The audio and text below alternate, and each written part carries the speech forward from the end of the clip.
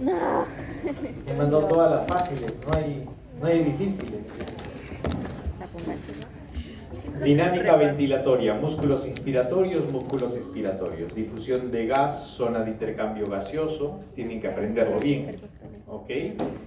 Las leyes físicas, Fick, Dalton, Henry, Bohr, ¿ok? Lo que acabamos de ver, un poco de pH, ¿no? ¿Cuál era el valor regular de pH a cuánto de presión de CO2? 40. ¿Cuánto de bicarbonato? 24, el equivalentes, ¿no? ¿Qué pasa si hay un aumento o una disminución? En este caso vamos a hablar más del CO2, ¿no? Porque es lo que compete con la dinámica respiratoria, ¿no? Sepan qué pasa si aumenta, qué pasa si disminuye. Lo hemos visto acá, ya lo hemos visto acá. Regulación central de la regulación de la respiración, los núcleos nerviosos. Receptor J no tanto, pero sí la parte de quimiorreceptores, tanto centrales como periféricos, ¿no?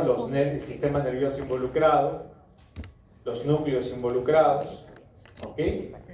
¿Se acuerdan? Hemos visto grupo dorsal, grupo ventral, el amnéustico, el neumotáxico. Ya estamos, ¿no? Muy bien. ¿Estamos bien? Básicamente, ahí está, esa es la estructura del examen. ¿Perdón? Todo. Todo. Sí, pues, básicamente. Músculos responsables de la respiración, ¿no? Ya estamos, muy bien. Por ahí había quedado, creo, un poco... Ya son 4 puntos. Por revisar la curva de disociación. Con los músculos ya son 4 puntos. La vamos a ver, ¿ya? Inspiración, expiración. La de hemoglobina. Pero 3 minutos me lavo las manos porque la tiza que...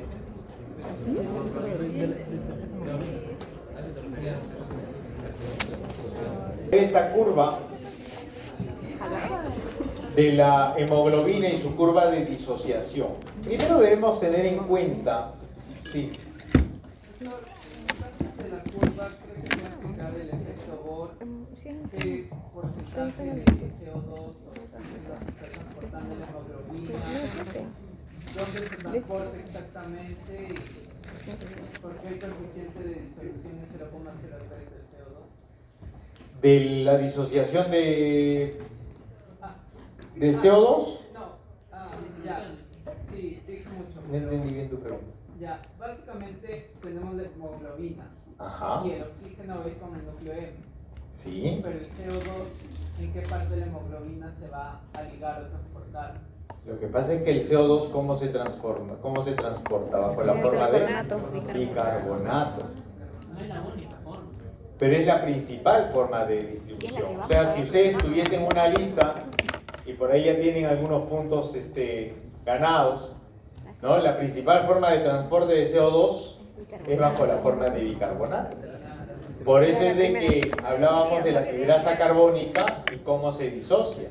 Y en relación con la carbaminohemoglobina, Pero sí es importante, pero no es significativo en el sentido de que no supera el valor de la forma de transporte regular. También el CO2 se fija a proteínas, o sea, sí hay una fijación a proteínas, pero la mayor forma de distribución es a través de bicarbonato. Por eso la importancia de la anhidrasa carbónica. ¿Sí? También hay fijación a proteínas, sí es verdad. Eso, y es más, está en la diapositiva, me parece. Pero la mejor forma de distribución del CO2 es a partir de bicarbonato. Entonces, cuando yo les comentaba esta disociación de la hemoglobina, como estamos conversando con el compañero, es que esta hemoglobina, a través del grupo M, fija oxígeno, ¿cierto? Fija oxígeno. Y lo que tenemos que reconocer es cuáles son las condiciones o las variables que permiten generar o un desplazamiento hacia la izquierda, esta curva sigmoidea que se forma, ¿no? en este eje, en esta gráfica, y poder evaluar cómo este porcentaje de saturación de hemoglobina frente a la presión de CO2 puede movilizar la curva de acuerdo a condiciones fisiológicas. Y con esto tener un mayor o un menor aporte de oxígeno. ¿Ok? Eso es básicamente la relación de la curva. Yo voy a movilizar la curva a la izquierda o a la derecha dependiendo de lo que el organismo necesite. Si necesita, por ejemplo, si yo estoy en una condición de alza térmica o aumento de CO2 o un aumento del 2,3 difosfoglicerato o una disminución de la presión de hidrógenos, ¿qué necesito? ¿Más o menos oxígeno? Si yo tengo un aumento de CO2, ¿qué necesito? ¿Más o menos oxígeno? Más oxígeno. Entonces, ¿qué es lo que necesita la hemoglobina frente al oxígeno? ¿Liberar oxígeno o atrapar más oxígeno? Si yo necesito más aporte de oxígeno, liberar más oxígeno. ¿Entienden? Entonces el desplazamiento de la curva, ¿para dónde va? Para la derecha. ¿Me entienden? Si yo estoy en una condición de hipertermia, si yo tengo más temperatura, yo necesito un mayor aporte de oxígeno. ¿Para qué? Para hacer que todas mis células estén en funcionamiento, porque la hipertermia bloquea procesos enzimáticos. Entonces yo necesito un mayor aporte de oxígeno para garantizar que todos mis procesos aeróbicos puedan darse con regularidad. Por eso es de que el desplazamiento de la disociación va a la derecha y eso nos garantiza un mayor aporte de oxígeno. Sin embargo, nos vamos a la otra condición. ¿Qué pasa si hay una menor temperatura? Hay menos CO2, hay menos 2,3 bifosfoglicerato y ya por la propia relación nomás de CO2 estoy entendiendo de que va a darse un mayor pH. Entonces, con esto voy a fijar más oxígeno. ¿Me entienden? Voy a acentuar más la relación oxígeno-hemoglobina. Y esto me genera un desplazamiento de la curva sigmoidea hacia la izquierda. Entonces, ¿qué debemos saber de esta curva? ¿Qué debemos entender y reconocer de la curva? Los factores de influencia, ¿no? Si a la alza térmica o a la disminución térmica, al alza de CO2 o a la disminución de CO2. Y esto nos va a destacar si es que la hemoglobina fija más o libera oxígeno. ¿Estamos bien? ¿Sí?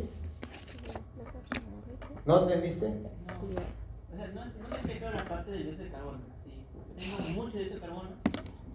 Si tú tienes más dióxido de carbono, ¿qué necesitas? ¿Pero qué necesitas? Liberar más oxígeno. ¿Me entiendes? Entonces, ¿qué va a hacer tu hemoglobina como sistema de compensación? Va a liberar oxígeno. Por eso, si tienes más CO2, tu curva ¿hacia dónde se desplaza? A la derecha. Desplazas a la izquierda. ¿Está bien?